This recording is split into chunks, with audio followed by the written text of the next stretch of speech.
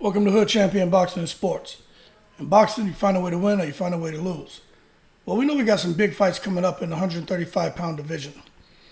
Just paying attention to some of the comments, some of the subscribers, and just looking at the discussions going on out there on social media. It seems a lot of people really can't understand how Tank Davis is fighting Ryan Garcia. So first and foremost, what I want to say is this. That's a huge fight, two huge names, two huge platforms, two huge profiles, a lot of money involved. So that's how the fight's happening, okay? Simple. Ryan wasn't the mandatory to Tank because Tank has a little piece of the WBA crown. That's not how it worked out. That's just Ryan Garcia and Tank wanting to fight, Ryan calling them out. It is what it is, okay? That fight's been brewing for years now, and it's finally here. So, you know, sometimes you see some people don't quite understand how this boxing thing works. People were talking about Ryan was the mandatory to Devin, but because Tank is the damn WBA world lightweight champion, that he had to fight Tank first. That is not true. But nonetheless, let's talk about this lightweight division and try to keep the video short, but try to give you guys a little situational awareness and kind of where everybody is sitting, and to give you an idea on what I think we could actually see before the end of the year. So we all know Devin Haney is the big boy at this weight class. He's going to be fighting Lomachenko. That is not an easy fight. I have Haney winning, but Lomachenko and everything he's fighting for from his country, trying to redeem himself after the fluke, in my opinion, against Teofimo Lopez, and an opportunity to get to become the undisputed at 135 pounds, just like his fellow countryman Usyk, with the opportunity to become the undisputed at heavyweight.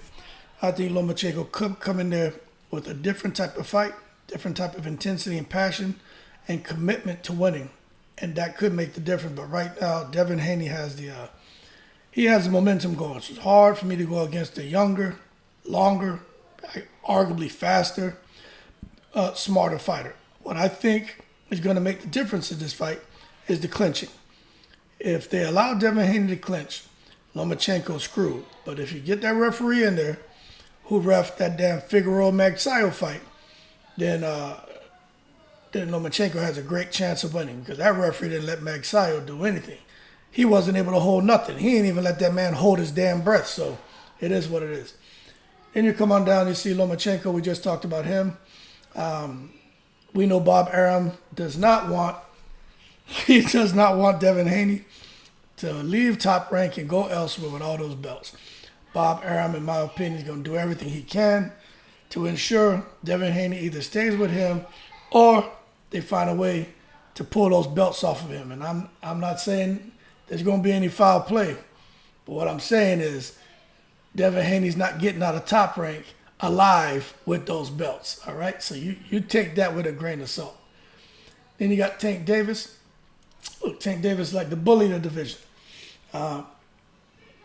Arguably the best fighter at 135, right? I think most would agree with that. That's the consensus. He's in tough, man, against Ryan Garcia, who's ranked there at number 3. You know, and it really is a toss-up fight. I'm favoring Davis, but when we look at the landscape, right? Let's say Tank gets through Ryan. Okay, what's the next move for Tank Davis? All right, so you look, he's already gone on record and said he wants to fight CRUZ. He wants to fight PITBULL CRUZ. And the reason he said he wants to fight PITBULL CRUZ is because, well, it was more his coach Calvin Ford saying it, because Tank Davis fought him with one hand and still beat him, but they're not satisfied with that win because he fought that with one hand. If he would have had two hands and not be handicapped, they feel he would have knocked CRUZ out. Now, what I will say is fighting CRUZ for anybody is a dangerous fight. But I think that's the next fight for Devin Haney is CRUZ. And then after CRUZ, I mean, not for Devin Haney, for Tank Davis would be CRUZ. And after CRUZ, potentially Devin Haney. But I don't know. I'm just going off of what they're saying. This isn't me giving my opinion. I'm just what Coach Calvin Ford said. about CRUZ being possibly next. That's the fight they want. And then we know Devin Haney fight after CRUZ. But Tank has so much going on in his personal life. Who knows when we'll see that fight, him fight again after Ryan Garcia, because he's dealing with some serious legal issues. Then you have Ryan Garcia. Let's say he gets through Tank Davis. If Ryan Garcia beats Tank Davis, I don't care what no one says, Ryan Garcia is the man. We know his next fight would have to be a rematch against Tank. Let's say he beats him a second time. Then Ryan Garcia is God in boxing if he beats Tank twice. And that's just a fact. Ryan Garcia is Oscar De La Hoya if he beats Tank twice. So can he do it? I mean, that's a whole nother conversation. But let's just say we're having a conversation, right? If he beats Tank twice, then what would be next for a guy like Ryan Garcia? I'm going to tell you what. It'll be going straight for Devin Haney. If Ryan Garcia beats Tank Davis twice and Devin Haney's still champion, I think Ryan Garcia goes straight to Devin Haney. Devin Haney's team goes straight to Ryan Garcia and they make the fight. Or you can see everybody get scared because they say, damn, Garcia bullied the bully. And you know when that happens, people get scared. So you could see a Pitbull CRUZ. That's the only one I don't think will be scared. But everybody else, I don't think they're going to be in such a rush to fight the social media boy, the self-proclaimed pretty boy. You know, that's what he says, right? But I don't think they're going to be in a rush to get in there. A fighter like Ryan Garcia, who has probably the fastest hands in boxing, a super heavy right hand, and a super sneaky, powerful left hand. I just don't think they're going to want to get in there and deal with that. But nonetheless, for Ryan Garcia, that's what I think happened. Now, if he loses to Tank Davis, then Ryan Garcia has a bunch of fights. I don't think there'll be any issue with anyone getting in the ring with him. Kambosos, I think, would be a good fight for Ryan Garcia. Frank Martin, but I think Kambosos would be the ideal fight for Ryan Garcia. That's just my opinion. Look at number 4, you got Pitbull CRUZ. This is just the ring rankings, right? You look at Pitbull CRUZ, I think he fights anybody. I don't know what he's doing. You've heard rumors about him fighting STEVENSON and fighting some other opponent. I heard something about him fighting this guy Lemos, man. But I don't know what Pitbull CRUZ is going to do. But it seems to me that like the Spencers and some of these other fighters, the Andy Ruizes and Deontay Waters, it seems like guys over there on PBC, right? I don't know if they're being strategic or what Al Heyman's plans are, but something's going on because to me, CRUZ should have been back in the ring. Then you look at Frank Martin. Of course, man, Frank Martin out there fighting underneath Earl Spence. Martin is a monster. And I honestly think at 135 for Frank Martin, you know, Jojo Diaz has a fight coming up.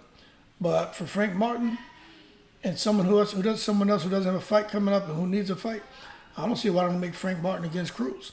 But Martin wants Devin Haney. He wants Gervonta Davis. He wants Ryan Garcia. He wants Lomachenko. But, you know, for where Martin is in his career, throw him in against CRUZ. See how he does against CRUZ, which I think he beats him.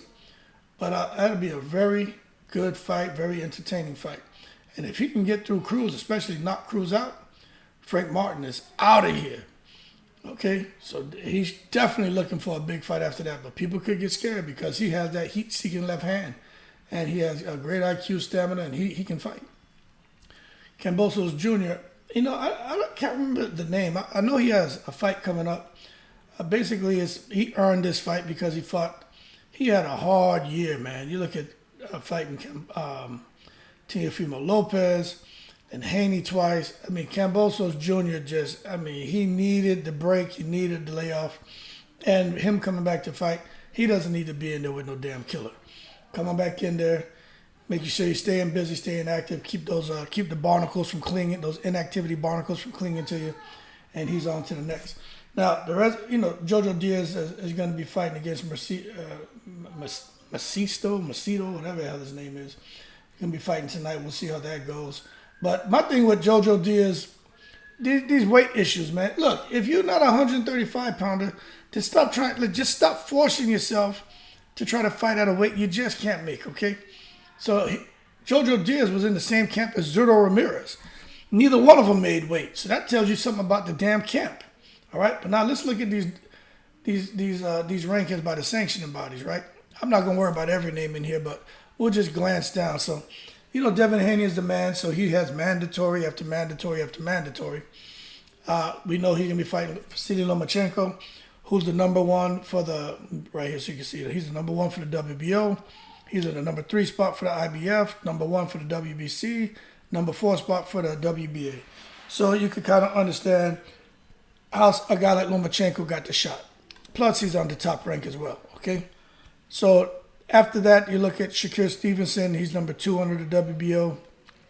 He's going to be fighting a very difficult fight against a Japanese fighter, man.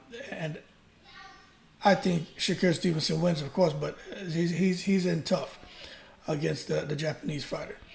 Shakur Stevenson's ranked number 5 in the IBF. And where is he? He's number 3 in the WBC and number 5 under the WBA.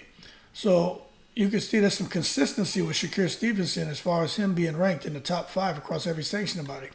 So what that tells me is after Vasily Lomachenko, if Haney can get through him, I mean, the real fight to make. Because right now, Lomachenko, I'm not sure if, but this is what we got to understand.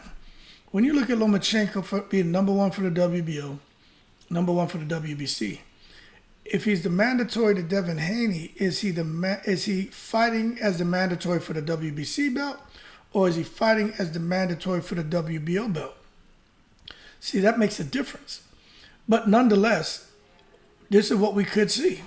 Let's say the WBC and WBO, since they both have Lomachenko as the number 1, which doesn't make him the mandatory, but he should be the mandatory, right?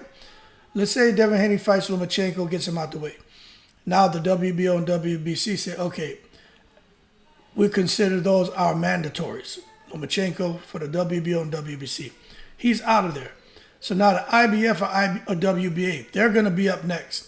I don't know who will be next, but when you look at the IBF and WBA, who will be next after Lomachenko? Well, for Devin Haney, if it's the IBF, it could be this guy Gustavo Lemos. And if it's the WBA, it could be Ryan Garcia's about to fight. It could be Frank Martin. You guys tracking? So realistically, Frank Martin is in a good position. Now, since we're talking about Frank Martin, let's look at the WBO and let's come on down and let's just comb through here. So we got the Shakur Stevenson at number 2 spot. Number 3 is Baranchek. Now, he doesn't need to be fighting anybody, man. He may get a shot because he's so easy to hit, but he can fight, but his chin isn't the best. So Baranchek and CRUZ, we know he's a monster. Angel Ferrell, William Zepeda, he just got his ass tore out the frame. Yoshino's fighting Stevenson. And Frank Martin is number 8 in the WBO. Under the IBF, Frank Martin's number 6. Under the WBC, Frank Martin's number 10. And he's number 2 in the WBA. So Frank Martin, he's in the top 10 under each sanctioning body. So he's in a good position. But let me see. What about Isaac CRUZ? That may be a real problem. He's number 4 in the WBO, 4 in the IBF, 2 in the WBC, and number 6. So, man, PITBULL CRUZ or Frank Martin, they may be getting this shot sooner than later. Stevenson, PITBULL CRUZ, and Frank Martin are the 3 guys who are really in good positions, man. Really are. Frank Martin, Stevenson, and CRUZ. But we'll have to see how things go. And then after that, you just got different names on the list. Ken Bosis is getting busy. Edwin De Los Santos is a problem. And you can see he's working his way up the rankings in the IBF. He's number 10. The WBC, he's number 8. And over here in the WBA, he's actually number 10. So the only sanctioning body Edwin De Los Santos is not ranked in is the WBO, which, again, makes you wonder why he'd be ranked in the other 3 sanctioning bodies and not in the WBO. So it is what it is. But that being said, it's kind of what we're looking at when it comes to this 135-pound division. I don't think Jojo Diaz ever gets himself back in position for any fights. I actually don't understand how they can have him at number 9 in the ring rankings, and then when you come through here, you can't even find his damn name. So I just don't understand how they determine these rankings right here. Zepeda's in there. Even this guy, Hughes. We saw Martin, Cruz, Garcia, Davis, Lomachenko, Gamboso, Zepeda. Even Lemos popped up. Didn't see Diaz or Hughes. So let's see. Who the hell is Hughes? Because I'm going to be honest with you, I don't know who he is. He's not in here. Oh, they got him here, number 9, Maxie Hughes. Is that his name? Yeah, it must be him. They got him at number 12. And over here, okay, he's not ranked over here. So again, makes you wonder how they come up with these names when you got a guy like, let's see, have his name, is he on there? Fierro. So let's see, you got Fierro, Yoshino. You got Yoshino, and over here they don't have him.